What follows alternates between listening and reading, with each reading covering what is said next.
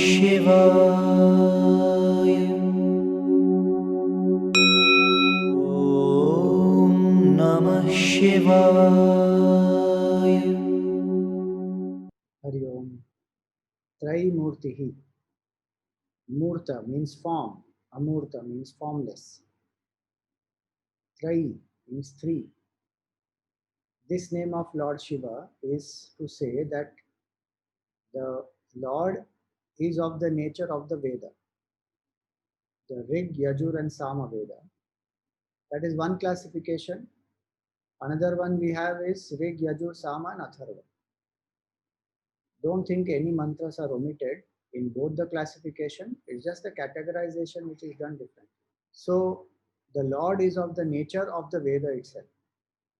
Now, when somebody asks us that what is the authority or the main text of our religion, the Sanatana Dharma, sometimes people answer as Bhagavad Gita, somebody says Ramayana, somebody says the Upanishads. That is because we have many texts. But the main authority of Sanatana Dharma is the Veda. Vedaha Pramanam. Pramanam means a valid means of knowledge. So Vedas are the Pramana for our Sanatana Dharma. And these Vedas are Apaurushaya, Anadi, and Ananta. They are not created by human beings. The book, as a book form, it may have been compiled by Bhagavan Veda Vyasa. But Veda means knowledge. Vid means to know. So Veda is knowledge. And it is holistic knowledge. It has all types of knowledge, all different skills, different subjects, different rituals about nature. Many aspects the Veda covers. And there are many mantras also. And some of the mantras also have a rishi. So it is traditionally also said that the Veda mantra we must chant in a proper meter. There is a devata for it, there is a rishi for it. One should remember all this and then chant the mantra. Then why is it said that the Vedas are apaurushaya, not created by human beings? That is because the authorship of this is not by the rishis. Rishis are called mantra drashtaraha, not mantra kartaraha. In their quiet moments, these mantras have revealed themselves as they are with the same language, same words. It is not that the rishis had an insight and then they wrote it in the language that they knew. The mantras are revealed as it is. That is what our tradition says. So these mantras are revealed, like Gayatri mantra is revealed as it is to Vishwamitra Rishi. He is not the creator of this mantra. He is the seer of this mantra. In the same way, different Vedic mantras are revealed to different great rishis, but they have been there from beginningless time. That's why they are called Anadi. They don't have a beginning. Now, when we say they don't have a beginning and they don't have an end, today many mantras are lost to us in the passage of time due to many invasions, many other factors. Many mantras are lost to us, but does not mean that the knowledge is completely destroyed. In the book form, it is not available, but the mantras remain. In fact, it is said that even Brahmaji has not created the Vedas.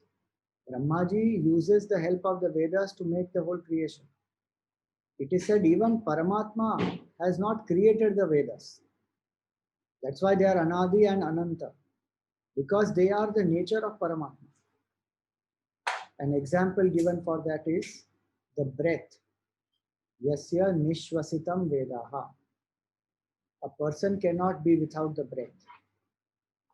The breath did not come into existence after the person came into existence. The person has not created the breath.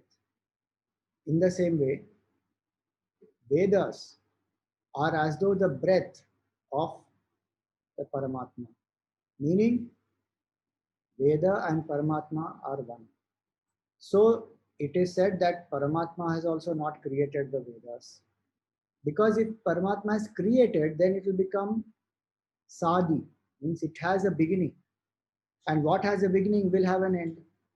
But Paramatma being infinite, being timeless, being eternal, beginningless and endless, Veda also is the nature of Paramatma.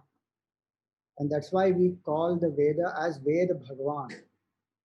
Because Veda and Bhagavan are one. So for us, Veda is not just book. For us, Veda is Bhagavan himself. And Lord Shiva here is represented as that supreme infinite consciousness whose nature is the Veda. Veda is Bhagavan, Bhagavan is Veda. They both are one. And for us as Jivas, when we study the Veda, the objective, the main purpose of the study of the Veda is to know that absolute truth and our oneness with that absolute truth. Veda with, Bhagavan says. In the 15th chapter of the Gita, the Lord says, Vedaischa sarvairahameva vedyaha Vedantakrit Veda Videva Chaham. Vedaischa sarvaihi, through all the Vedas, the study of different Vedas or different portions of the Vedas, the main purpose is Ahameva Vedya. The true I, the pure consciousness alone has to be known. So the Jiva uses the Veda as a Praman, and the sanctity for the Jiva, for the seeker, is that Veda is Bhagavan himself, and hence one may even worship the Veda, but more importantly, one must study, understand, and live as per the Vedic tradition, as per the Vedic principles. That would lead a person to purification of the mind, unification of the mind, and finally make a person realize that we are essentially divine. That's the purpose of the Veda. So Apaurushaya is Veda, not created by human being. Because when we create something, it has many defects of the intellect. And also it is finite, it will perish. So it is not created by human being, it is not created by Brahmaji, Veda is not created by Ishvara also. Veda is the nature of the Lord. Trayi Murtihi. Bhagavan is of the nature of the three Vedas. And hence Veda is Anadi, beginningless and endless. It is not that Veda came into being with creation, no. And it is not that the Veda will be lost to us because the books are lost, or even the knowledge will be lost to us when Pralay happens. No. That supreme infinite reality from whom everything emerges, Veda is the nature of that supreme reality. Hence, Veda is not books. Veda is not just the alphabets, not just the mantras. Veda is Jnana itself. That is the nature of Paramatma. Bhagavan is called Trayi Murtihi, who is of the nature of Veda. May that Lord Shiva bless us with the right vision of the Veda, and through the application of the Vedic wisdom, may we transform ourselves and unite with the Supreme. Veda only means knowledge, book of knowledge, with to know. Veda, book of knowledge. The Vedas are 4 in number, 4 volumes. The Rig Veda, the Yajurveda, the Samaveda, and the Atharvana Veda. 4 volumes. Before they were captured and preserved in the volumes as manuscripts, they were always being communicated from father to son by mouth. But during the decadent age of the Vedic culture, Vyasa, the author of the Bhagavad Gita, the Puranas, he has the sensitivity to understand that the Vedic literature is dying away. It will be lost to mankind soon. Because when in his perambulation, in his movement, in his travels, he found that the readings that are available, or the Vedic chants, as it is done in Benares, is slightly different from the Deccan or in Rajasthan. So when he found that the words are withering away,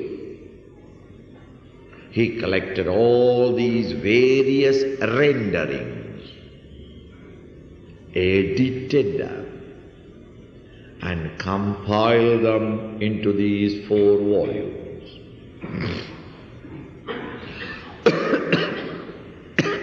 Don't say that the Vyasa wrote the Vedas. Vyasa was not the author. But he collected them, compiled them, edited them, and brought it out systematically in 4 volumes. Thus Vyasa is the first editor and publisher in the world.